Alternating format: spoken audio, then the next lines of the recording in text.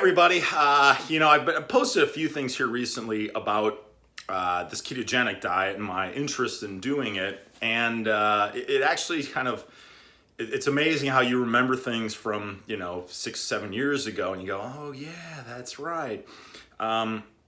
So as you all know, Zoe was born with Down syndrome, and she also was born with a AV septal defect, which is basically, it's a hole in the center of the heart. So all of the blood sort of mixes together. And so they had to basically reform the center of her heart, split the two valves off. It's a very, I think it was a 6-7 hour surgery at the time. And so she went on some very specific heart medication at the time. And her cardiologist, Dr. Pofel, told us, said, look, Zoe might be on this heart medication for the rest of her life, just so you know.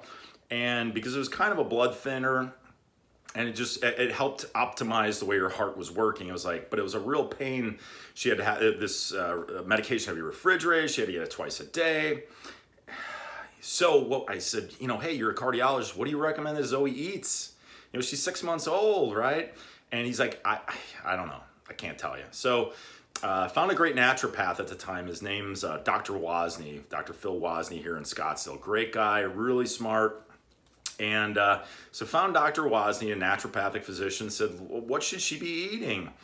And I remember one of the things, because at the time she was still getting, bottles. And so we were giving her goat's milk. So whatever it was, a goat's milk, a couple ounces of 4-8 ounces of goat's milk.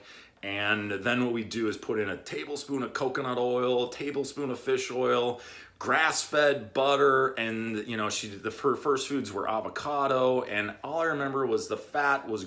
I was like, this is gross. That it's just not healthy to eat that much fat.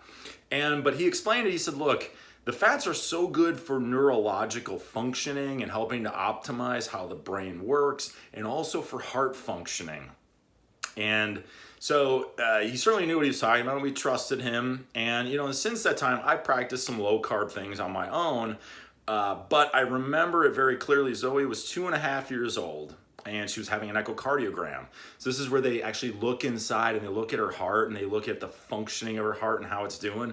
And all I remember is, gosh, we sat there and he's like, this is like unbelievable. He's like, her heart looks so great. She can come off her heart medication. Whoa, wow. He's like, what's the name of that naturopath you're going to? But it was, so she was having this very low carb, high fat. He's like, anytime you can get fats in her, the better. But the results were 2 years later, she was off all of her heart medication.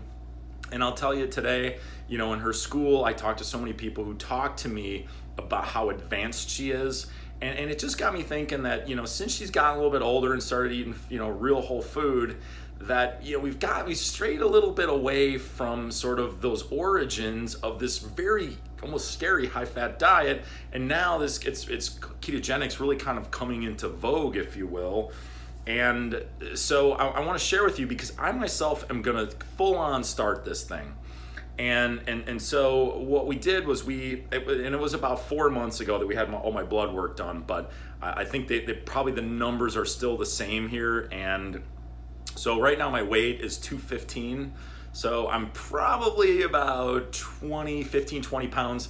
And so, I'm 6 feet tall. So, I'm just probably 15-20 pounds above sort of my ideal, good weight. But my testosterone levels were 310. And so basically you want to be between 250 and 840. So my numbers have been 961, 444, 604. So the number has drifted a little bit lower. But when this was done, I do want to say my brother and I had just closed a really nice deal. And it was a truckload of work and it was a lot of stress. And so I was taking on a lot of that myself. And so some of these numbers are reflective of me being in a stressful environment. And so, so certain things as relates to, because we are a psycho-emotional being, psychological, emotional being. Psycho, that's just wrong. And I'm not gonna reshoot the video. It's just gonna be it's just crazy. So my cortisol levels was 12. And on a scale of 2 to 15, that's a little bit high. But again, I was just going through some work stress of just working a lot of hours and putting a lot of deals together. My cholesterol was 288 total, and my good cholesterol was a 65, which is a very good number, and my LDL was 201. So he said, look, as it relates to heart disease, the total it's really the good cholesterol number. If as long as it's above 60, you're all good. But I'm still hoping to see that number come down. My C-reactive protein, which is again a measurement of stress, is a 1.1, which is actually a good number, but the reality is mine, it's been as low as 0.26. So that number has gone up, and my PSA, which is a prostate-specific antigen, was a 1.8, so a very low number, and so not at risk of prostate cancer. So so for those of you that haven't had blood work done, I would encourage you to go to your doctor and number one, say, I want to get in my best, healthiest shape possible, that was the question I asked my doctor. I want to get my best shape possible in the next year. What do I have to do? And so we gives us that basis to have that conversation, because I'm committed to do this. My vitamin D was a little bit low, but we just went to Mexico here, so I'm not terribly concerned about that. My A1C was a 5.2. It's a blood sugar marker. And one of the things that he shared with me was that the food companies, so the companies that manufacture foods, they have this thing where they have basically an equation that percentage of sugar versus percentage of fat in the food, there is a bliss point that when you eat it will massively increase dopamine production. And it's just kind of scary what they know and can manufacture and to put into foods to basically get us addicted to them. And so as it relates to the ketogenic diet, because as a naturopath, I want to say this is really what he's been recommending, and this is, Zoe without any choice of her own, this is food she was ingesting. So yesterday when we were having lunch, I cooked a ribeye steak that we split and a whole bag of broccoli. And so that's what we ate, and we had, butter on the steak. And so the great part with fats is when you go into ketogenic state, ketones are really good for neurological functioning. So how our brain works and thinks, our brain works great on ketones. The other thing is when you reduce the amount of carbohydrates that your body is taking in, it's really reducing inflammation. So where you have aches and pains and things going on, and you switch to a ketogenic diet, you'll notice over time that some of those aches and pains will drift away. So as it relates to neurological functioning, there's all kinds of studies showing how it helps our brain function, and the military has studied it. And he was telling me about a study that the Navy SEALs had done. So the Navy SEALs will have to, when they're scuba diving, oftentimes they want to go into places where there's no bubbles coming up, all right? So for obvious reasons. And so what they'll do is they'll breathe in this closed circuit pure oxygen system. The problem with it was when they were doing it is that after about 4 minutes of breathing pure oxygen, they would have a seizure.